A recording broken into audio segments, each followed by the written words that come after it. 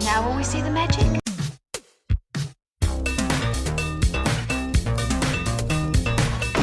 All right, where's Murray?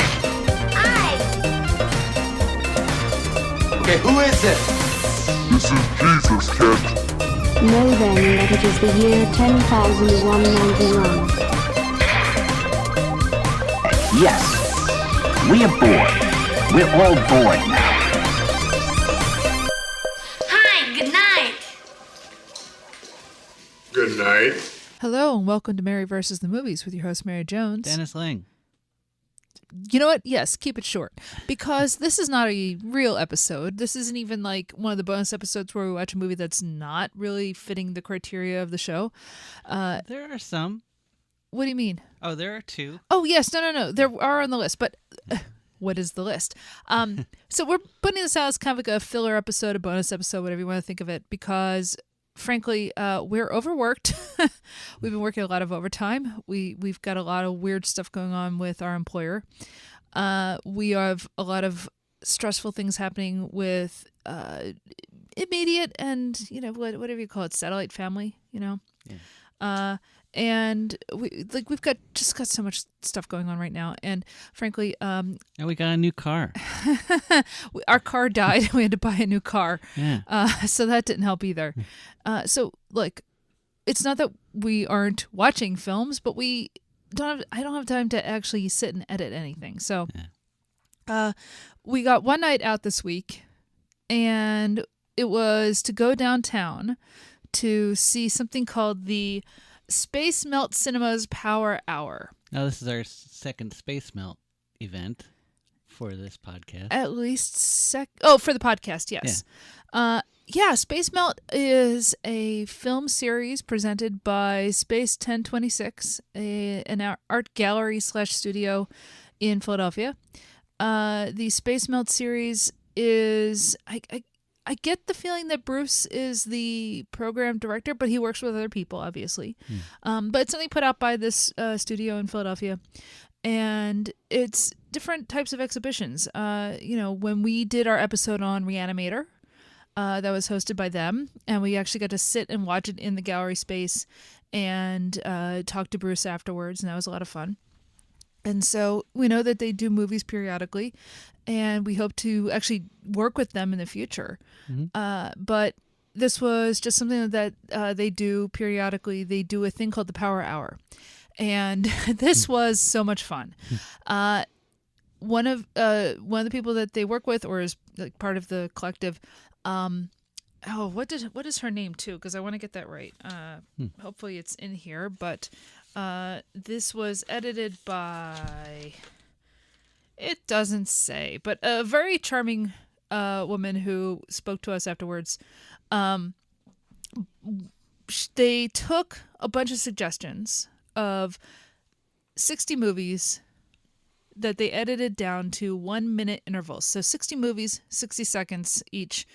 They call it the Power Hour. And it was just, here is 60 seconds from a movie, and everybody watches it, and then you drink. Now, they did, before they showed the clips, say, okay, you're just drinking beer or seltzer or water. You're not drinking shots. We're not doing... Apparently that happened once, and that was a very bad idea, obviously. I mean, this is how Dylan Thomas died. Now, so, is this part of the Philadelphia Unnamed Film Festival? What we saw last night, I think, was saw... part of that, yes. So, I think it was connected to that.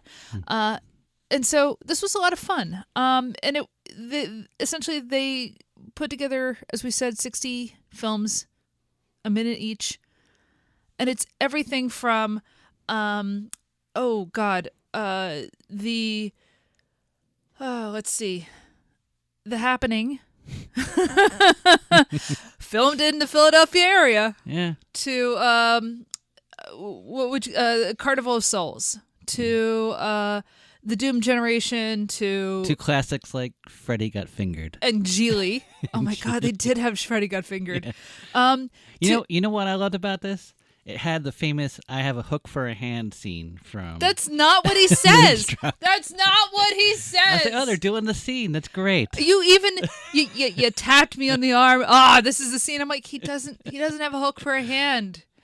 It's not what he says. He's holding you it will up. Never. It's a hook. It's not a hook. It's literally a wooden hand. Dennis, that was like the second episode of the show. Yeah. Yes, they did Moonstruck. Zoolander was in there. What else? Something called Executive Koala. Oh man, what is up with that movie?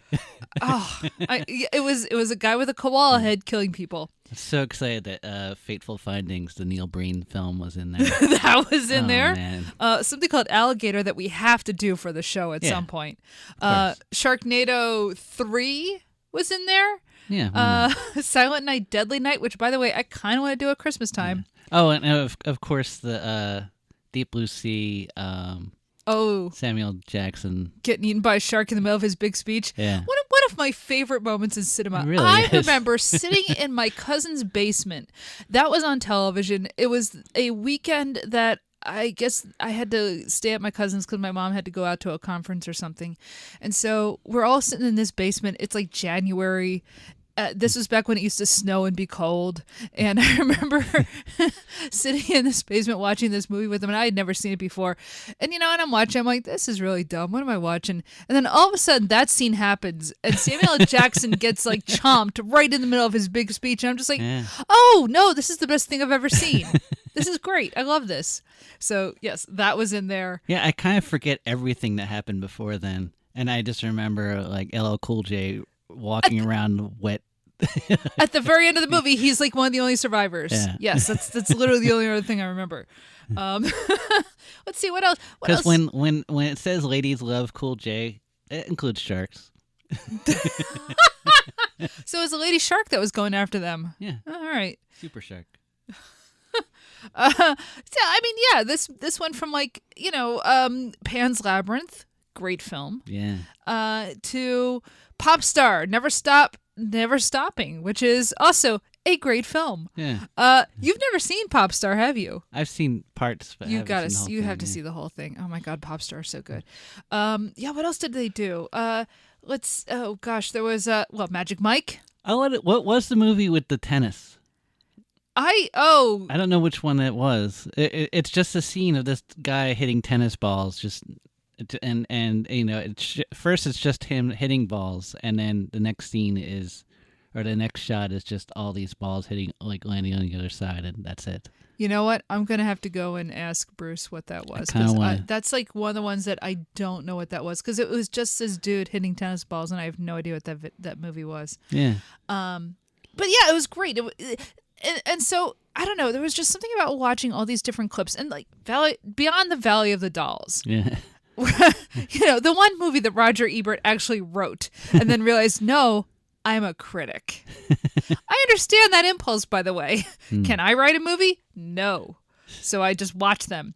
Let's see. Gremlins 2, The New Batch. Of course. That wonderful scene of, what do you want? Civilization, Yeah. What else was in there? Death Wish 3. Oh, that scene. Oh, man. Yeah, it's great. Shaun of the Dead.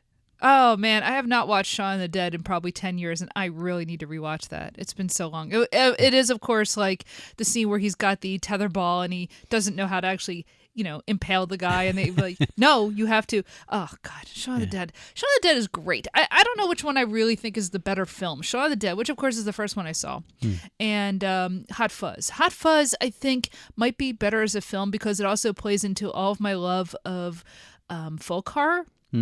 It's great. It's folk horror. It's like the Kinks Village Green Preservation Society has like 3 songs on there. So it's got all this stuff from The Wicker Man. I mean, we're not even talking about Timothy Dalton as the villain. I mean, do you think is Shaun of the Dead, Blazing Saddles, and Hot Fuzz Young Frankenstein? Yes, it is. Oh, Dennis, you've nailed it. Oh my God, no, that's actually a perfect analogy. Yeah. Yes, absolutely. It's like Hot Fuzz is kind of tighter. It is tighter. But maybe Shaun of the Dead is a little more beloved. Yeah. Yeah. I think that's not the wrong comparison to make because Young Frankenstein is such a technically beautiful film, and I really do love. We just watched Young Frankenstein. I mean, I had a grin on my face the whole time, but that feels more like a movie, like a classic movie. right? Yeah. And I think Hot Fuzz is a more technically polished film, and I love Hot Fuzz. But I think this is actually a really good analogy. Whereas there's something shaggy about Blazing Saddles, and there's something shaggy about Shaun of the Dead, right? Like Shaun of the Dead, it's obviously a labor of love. Yeah. But it's kind of like throwing everything at this thing they love. Like, let's see what sticks type of thing. Absolutely. And whereas I feel like they kind of got better as writers for Hot Fuzz. Yeah. Something. Yeah. No, I think that's absolutely right. A little sharper. I need to rewatch World's End again. It's been a long time since I've seen that. And I know at the time I was a little underwhelmed, but I think being older now, it might hit different. I was older and I was underwhelmed. Well, I'm always older than you, so yeah. Well, you're funny in some ways though, because you will come at me and say you just saw the most brilliant film ever, and I'll be like, that wasn't anything. Team America. Yeah, I know. Yeah, I know. And then whereas I might Kung Pao. Yeah. Two of the best movies ever made, and you just thumb your nose at them. I don't thumb my nose, but I'm just saying they're okay. Anyway, other films that Nope was in there, which was nice to see. Yeah. I think Nope is not underrated because I think it was, acclaimed when it came out, but I really like Nope. Yeah. Like everybody thinks about Get Out, and Get Out, of course, has like all sorts of, trenchant, politics of the last, I don't know, decade, 15 years, whatever. But I don't know. I think Nope is kind of an interesting film. What I kind of like about Nope is that it's not really like anything. Yeah.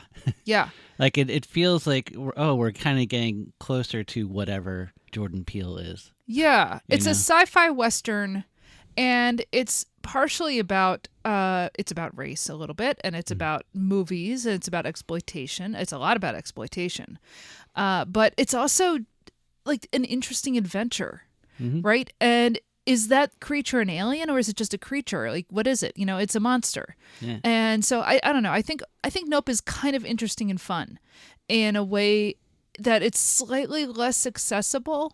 I mean, I'm saying accessible as if it's like, freaking Holy Mountain. It's not, but I don't know. I like Nope a lot, and it was kind of nice to see Nope put in here, whereas, the obvious film would be Get Out. It's funny when you see Nope, when you see some scenes from it, you're like, it's a freaking kite. Why are they afraid of this kite?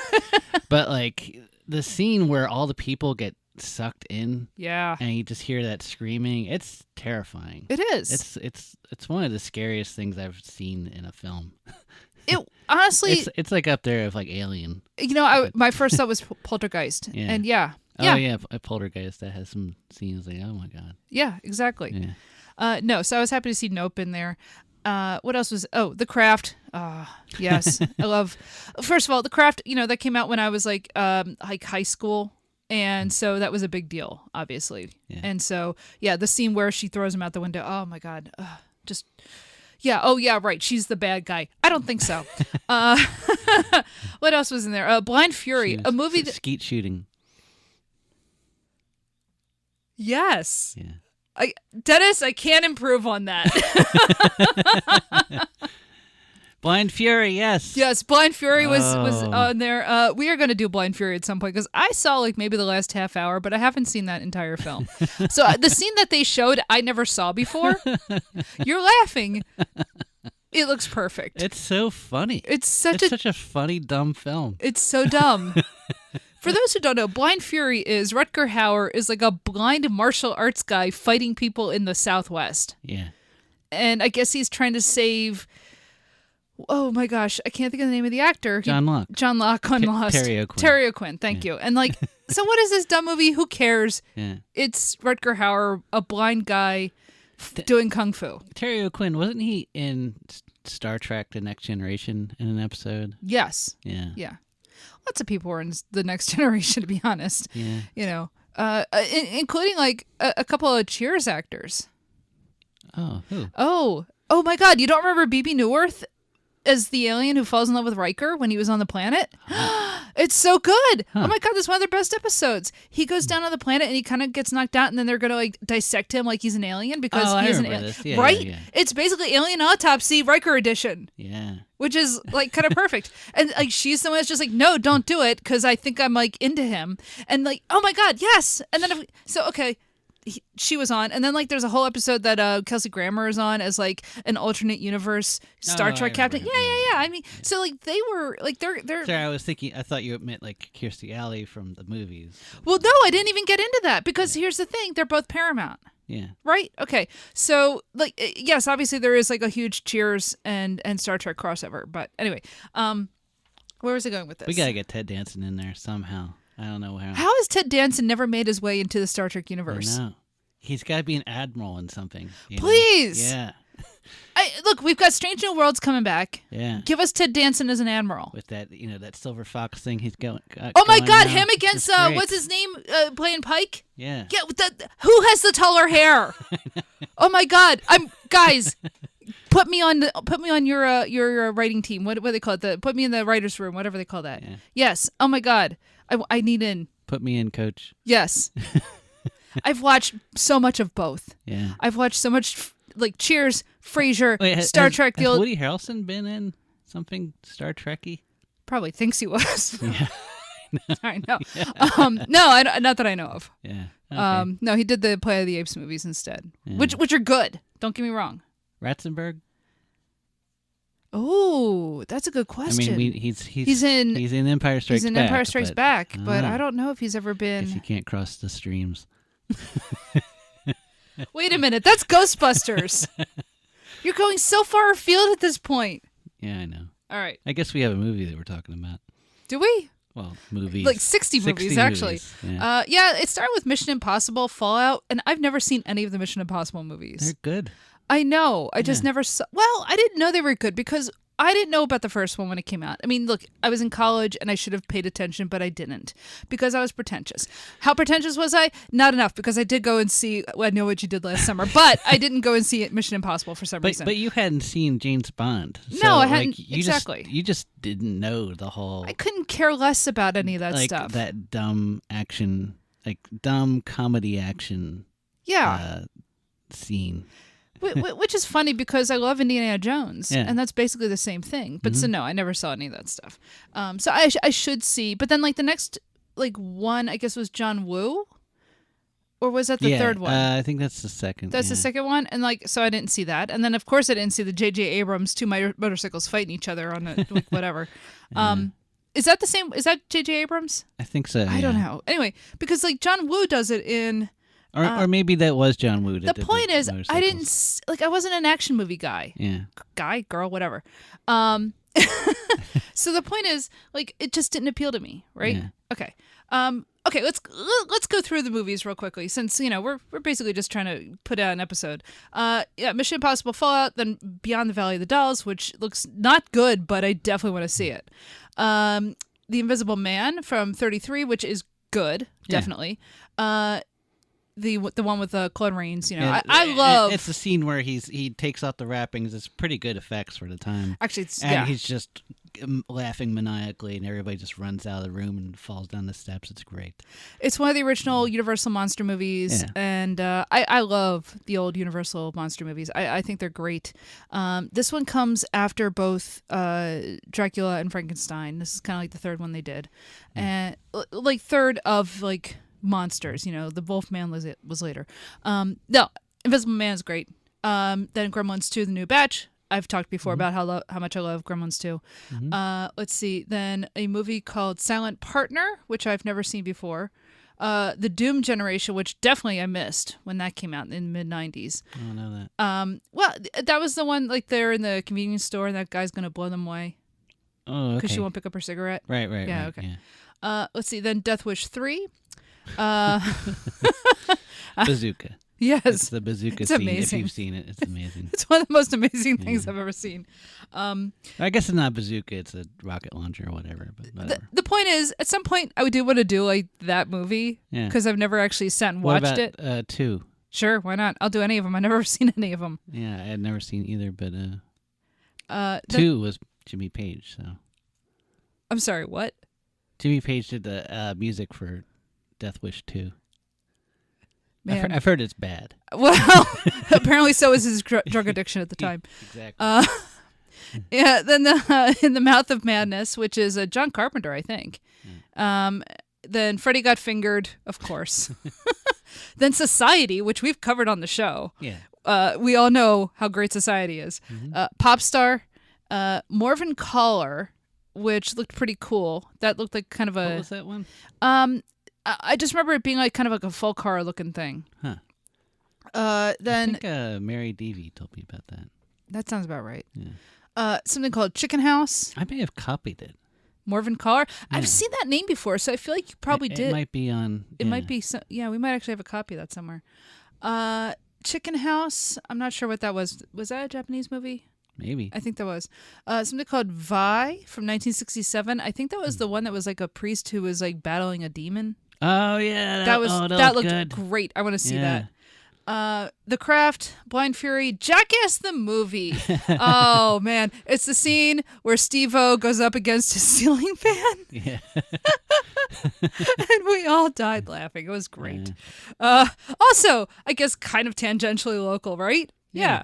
All right. Then there was Godzilla, Mothra, and King Ghidorah, Giant Monsters All Out Attack from 2001. A much better Godzilla movie than, I don't know, the one that we all saw in the States. 98. Yes, 98, the infamous, terrible Roland Emmerich. Anyway, that was followed by Cult from 2013. Don't know that. Drop Dead Gorgeous from 99. Butterfly Kisses, a movie I don't know, from 2018. Late Night with the Devil. All right, now Late Night with the Devil is a little controversial because that one looks great. It's set in like a TV studio in the 70s, and the idea is Oh, it was recent. Yeah. yeah, it's from this year. Controversial because some of the artwork in the background they made through AI. Oh, awesome. So people, yeah, I know, people were very upset about that, and I understand they're absolutely right to be upset about that. So it's on Shudder. I still want to see it, but it's kind of like I didn't go out to the theater to see it because of that reason. It's just like, oh man, I don't want to support anything that's using AI to make art. You know, it's one thing where it's like AI to like, I don't know, OCR text. Fine, whatever, we could, you know, but I don't like the idea of making art with AI like that, where you could actually just pay an artist to make it. So I'm still going to see that movie at some point, but, you know, I don't know. I'm ambivalent. Let's see, then Pan's Labyrinth, which of course we've both seen and love. It was the eyes and the hand scene. Yes, eyes in the hands. Oh, just perfect scene. Yeah. Moonstruck, as we said, That's the hook for a hand he scene. does not have a hook. God damn it. All right. Let's see, a movie called Obsessed. What was that? I don't remember what that was now. Yeah. Funeral Parade of Roses from 1969. Was that the one with the zombies in the graveyard dragging that guy into the... No, that was a couple of movies later, Tonight I'll Possess Your Corpse. Oh, that's right. Yes. Yeah, that movie looks yeah. amazing. We'll get to that. What a title. It's so good. Let's see, something called Luz from 2018. Landscape Suicide from 1987. I'm not sure what that one was. I guess we have to watch it. The Happening, which infamous. Something called The Visitor from 1979. Zoolander, the gasoline fight. Yeah, what I loved about that is that, we've been seeing like Zoolander scenes in like Twitter and stuff like that. Usually, Y Male Models. Y male models, and the is it a School for Ants? Yes. That one, I see that one a lot. Yeah. I completely forgot about the gasoline? about the gas fight, and it's so hilarious. It's amazing. It's there's something beautiful about how stupid it is. Yeah. It really is a perfect scene. Let's see, a movie called Tag, which came out in 2018. That's a Japanese film. That's the one where the girl is on a charter bus, and I thought that was Tragedy Girls. no, I'm pretty sure this is Tag because I talked to the compiler after the show, and she said that was called Tag. Oh. And this is a scene where this girl, like, it's a Japanese film, and so this girl is on a bus with a bunch of her schoolmates, and she bends down to get a pen, and then immediately the top of the bus is sheared off, and everyone dies but her, and it looks insane. It looks awesome. Yeah, I know about that one. You know about that movie? Yeah. Oh, okay. Why didn't you ever show it to me? No, I've actually read about it. I saw that scene, and I saw other scenes, and Okay. I saw like an extended version of that scene, and so Oh. I read about it, and I was like, oh, that goes places. I can't wait. Something called Tragedy Girls, and I can't remember what that is now. This Night I'll Possess Your Corpse, the one that you were asking about, where this dude is being dragged into the dirt by zombies. Yeah, that looked pretty cool. That was from like 1967. Yeah. Yeah. Executive Koala, which, again, guy in a koala head And a suit. and a suit. I guess he has supernatural powers because she closes the door on him, and then there he's in the room with her. Look, all I know is that sounds perfect. Mm. RRR. Yeah. The scene where they're having the big party and the animals all come out. This was very much like a classic movie theater experience because the computer actually wasn't plugged in and went out of power at this moment. You know, and so the film dies. Yeah. Riots. The same thing happened to my stepdad when he was in the Second World War. They were stationed in China, all right, in Tsingtao. This is the 6th Marine Division. And so he's stationed in China. And this is like, you know, they've already gone through Okinawa and all this stuff. And he got to run the projection booth at the at the base that they were at, and they were showing Mr. Smith Goes to Washington. Now, keep in mind, this movie is already like 6 years old. Everybody's seen this movie. It won Best Picture and all this stuff. But so he's showing Mr. Smith Goes to Washington, and he told me the reel broke right during his filibuster, Oh man. right before he's gonna like pass out, and like everybody. You imagine this is like this is still, the war is still happening actually, okay, like, you know, they're still like you know, all these like guys who are going through all the trauma of being in the war, like they all turned on him. This is the original Sopranos ending. They got him. They shot him right there. Right in the Senate. Yeah. So yeah, it was kind of funny watching this scene from RRR, which we've seen, and yeah, I was like, oh yeah, I've heard this before. Yeah. What else did they show? Hard Target. Oh, what was that one? Hard Target is the Jean-Claude Van Damme, and he grabs the snake. Yeah, it's so dumb. There were some wonderfully stupid movies made in like the late 80s, early 90s. So many bad action films, and there's something gloriously dopey about all of them. You gotta love what these stupid things are. Yeah, he says, "Do you trust me?" And he says, "Close your eyes," and then he grabs a snake. Oh, it's so good. Oh man, I love it. a very like fake looking snake. Absolutely. No. You mean they didn't give him a real snake? No. Oh. Let's see. Then Magic Mike XXL, dancing in the convenience store, which great scene. Let's see. Messiah of Evil from '73. I don't remember which one that was. Carnival of Souls. Nope. Area 407, which looks like a found footage type of movie. You know what? I think I was getting a beer at this point. Oh, okay. Yeah, I missed these. Shaun of the Dead. Dead Alive. You were there for Dead Alive. The lawnmower scene. Mm-hmm. Great moment. Fateful Findings.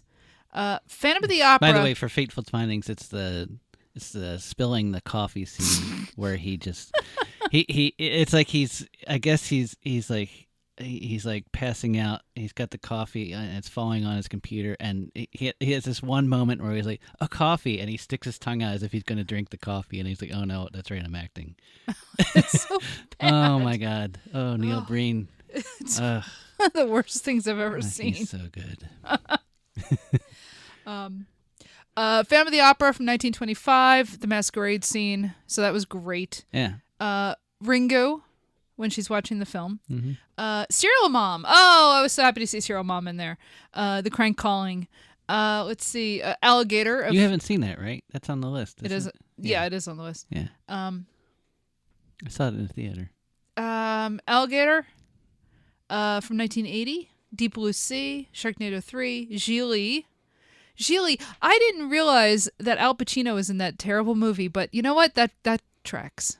That absolutely tracks. Let's see. Silent Night, Deadly Night 2. Surviving Edged Weapons. Okay, so that's like a cop training video. Oh yeah, that's That right. was yeah. great. Yeah.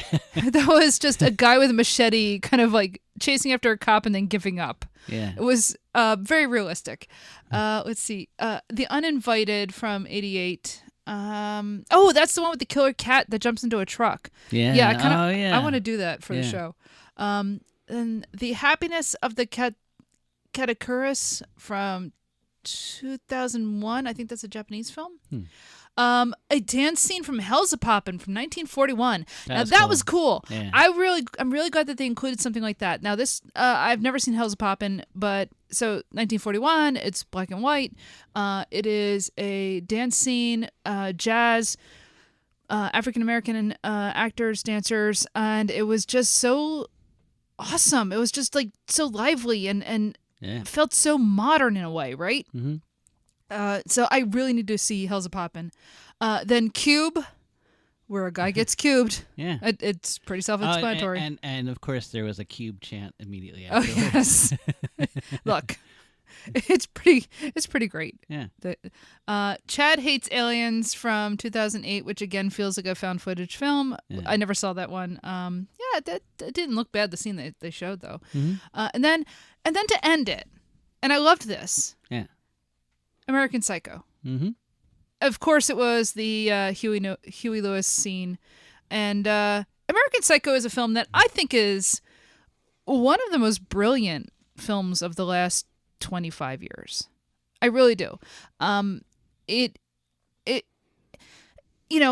interesting because it's funny to watch it after having seen Vampire's Kiss and realizing, oh, Christian Bale is doing Nicolas Cage. Yeah. Like he really is. If you watch it, and Mary Harmon is obviously thinking about not just Easton Ellis's book, but she's pulling off of yuppie films of the 80s, and she is obviously referencing Vampire's Kiss, right? But I mean, it's just a brilliant film in a lot of different ways, because it's about narcissism, it's about madness, it's about yuppies, but it's about misogyny, it's about a lot of different things that I get the feeling the book is not smart enough to understand. But yeah, and it's just a brilliant performance. It messes with your head, and it's also weirdly a lot of fun. It's legitimately a fun movie. I mean, it's fun in the way that Goodfellas is fun, right? Yeah. Weirdly enough, I remember opening up the Max app last Christmas looking for something to watch while I was working, and they both came up as Christmas movies. And I thought, well, that's a little dark. I get it, but it's a little dark. But yeah, so they ended on that scene from American Psycho, and it's a great place to end. Well, so what I like about it is that due to the rhythm of it, and that whole drink thing. So the drink thing was always the scene from Mission Impossible, where a guy gets hooked. While Henry Cavill gets hooked in the head, Yeah. and a bomb explodes Yeah. off of a cliff. It's very over the top. Yeah, and it would say drink, so but it was just like a it's like kind of like getting slapped in the face after every. Yeah. but I don't know, the rhythm of it just I don't know it what I like about it doesn't make you compare them or something like Yeah. you know how sometimes you you see a bunch of films and you feel a need to rank them or something like that and I don't know, there was something about it. It was almost like it was all just one movie, kind of like the movie orgy, And so after this was done, because Dennis and I both had that thought, this reminds us of Joe Dante's project, The Movie Orgy. And I know we brought it up when we talked about Matinee, but Joe Dante went to college in Philadelphia, and he did this 5 to 7 hour project, depending on the cut. Good night, Mom. Joe Dante went to school in Philadelphia College, and he went to the University of Arts, actually. they now bankrupt University of the Arts, but that's a whole other story. His final project was a film montage called The Movie Orgy, that he cut a bunch of little bits of PSAs and commercials and television shows and films and the kind of films that they would show on MST3K, and he cut them all together into this one long experience, right? And it's a lot like watching television and flipping channels. It's a bit like watching Mystery Science Theater 3000. It's a bit like watching YouTube and just letting things scroll. It was very, different for its time because he made this in 1969, and now what he was doing in that film is sort of how we watch stuff now, right? And it was fun watching this because it reminded us both of watching The Movie Orgy, in terms of both the breadth of the type of stuff they're watching, because it's a lot of it's horror, but not all of it's horror, right? And everything kind of flows in an interesting way, as you said, and nothing feels like it's piled on the other thing to make you compare it. It just sort of flows into each other. And The Movie Orgy does kind of the same thing. Anyway, so after we watched all of this, and it was only an hour, per the premise, I went up to the exhibitor and I said, "Have you ever seen this? Do you know what this is?" And she took it as like the highest compliment, which made me very happy. That she knows exactly what the Movie Orgy is, and that's what she was kind of aiming for. Yeah. And that made me very happy. The more people who can see the Movie Orgy, which is very hard to find because it doesn't so much skirt copyright laws as throw them in the garbage. Sometimes it's on Internet Archive. Now the Internet Archive, of course, is like in jeopardy, so who knows if you'll be able to find it. If not, contact me. I have a copy. But yeah, if you can find Joe Dante's The Movie Orgy, just watch it. Put it on in the background. It's not an orgy in the way that like Caligula is an orgy, okay? There's nothing like that in it. It's just a fascinating way to watch like movies, right? And watching this was very much that sort of thing, but you're with other people. And there's something fun, there's something communal about it, and if you've seen the film before, you're like, yes, I love that scene. And if you've never seen the film before, you're looking down at the list of films and going, I gotta watch that, I gotta circle this, I gotta see this, and that's fun. Yeah. It's fun to discover things. And we live in a world where it feels like everything is at your fingertips. It's not, but it feels that way because of the internet. And yet it's also hard to just find things. You would turn on television, you would turn on cable, and there'd be like a movie playing. Maybe you never saw it before. Maybe this is like the third time you've seen The Fugitive and you'll watch it again. Or you've never seen this music video before. Or, maybe this is like, oh my God, I can't believe they're showing Sledgehammer again. What is this, 1985? Come on. But... The TV show Sledgehammer?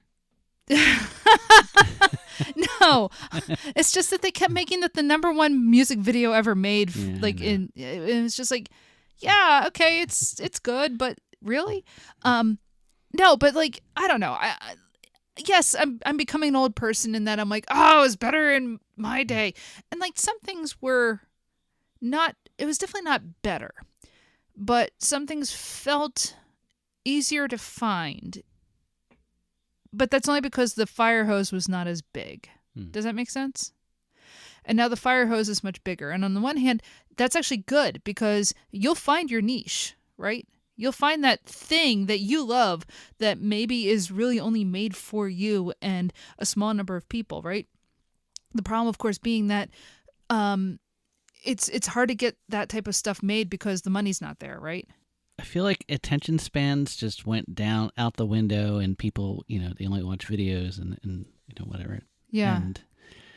And I feel like something like this, it's kind of worshiping the scene, and showing like what the scene is and how powerful a scene can be. Okay. And even divorced from a movie, like it can like affect you, and it can change your day. Yeah. Yeah. And I don't know. I feel like it's kind of examining, like this art form in a way that's. And I don't know.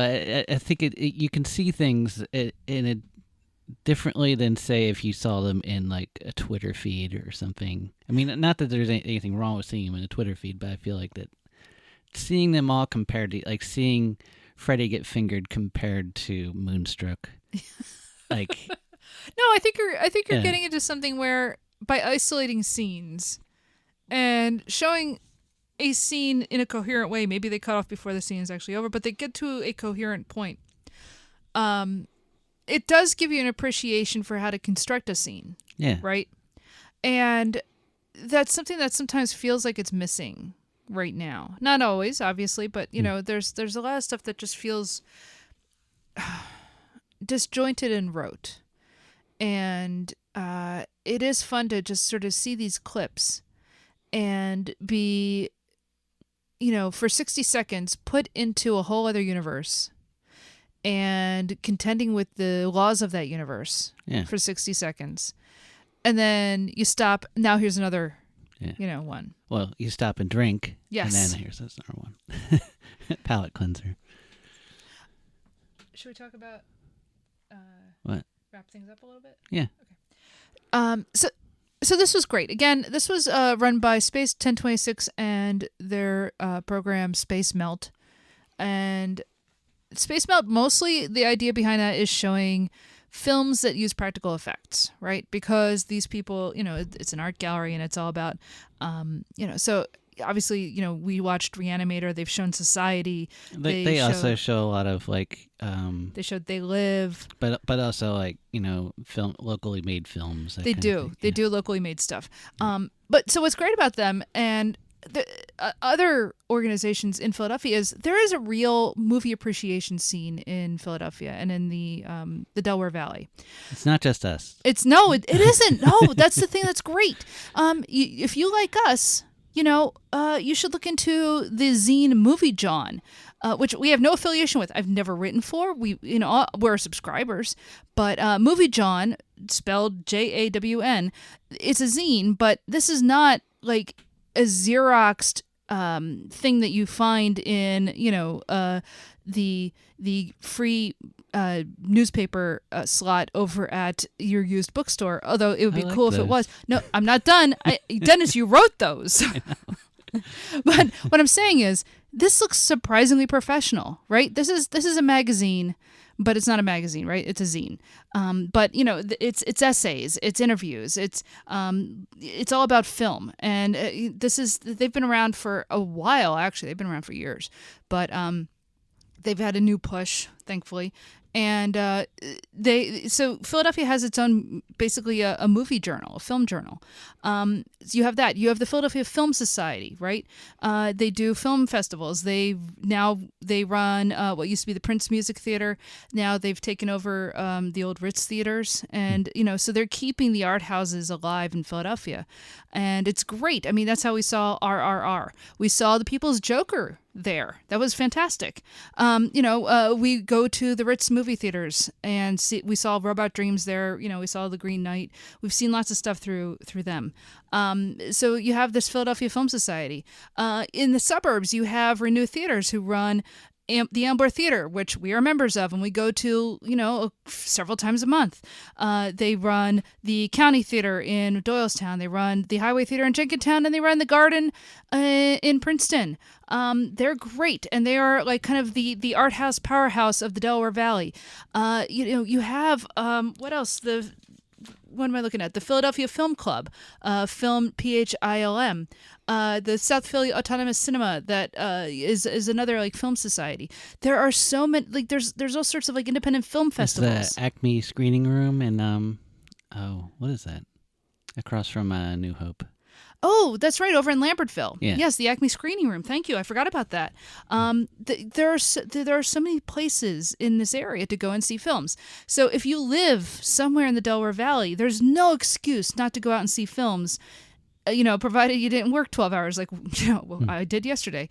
There are so many reasons if you love movies to go and find this stuff out there. But the thing is, right, I don't think Philadelphia is unique in this. Yeah. You know?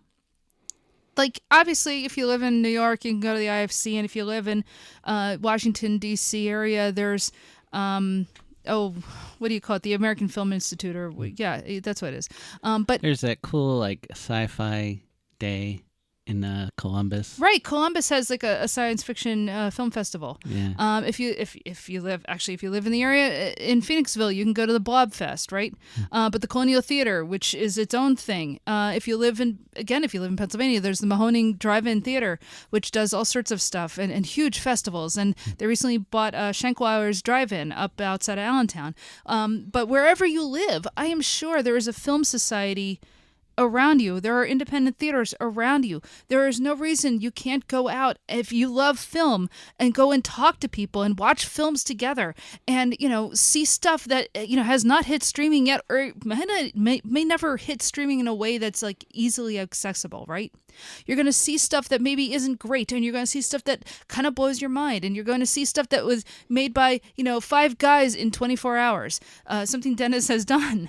You're going to see amazing things, and you're going to talk to people, and you're going to read things, right? The art isn't dead, right? Just because the tide of making it profitable is crested doesn't mean it's not still there. I used to feel like you do, and then I saw Freddy Got Fingered scene in that, and I think I changed my mind. Oh. No. Anyway. Look, this is called Mary versus the Movies, but the reality is I love movies. And I love going to the movies, and I love talking about film, and I love reading about film. And there's no reason if you love films as much as I do, there's something near you. There's a way. And if it's not near you, then you can find it on the internet, right? I'm not saying don't use the internet. My God, you have to use the internet sometimes. But, don't ignore whatever community you're in. You might live in, Des Moines. I'm sure there's something in Des Moines that, is the same thing as going to the Philadelphia Film Society. We'll have to check. We'll have to find out. Rachel, tell us. Rachel, please. Movies are out there, and they're there for you to love, and they're there for you to read about. They're there for you to write about it. There's no reason you can't make your own zine. The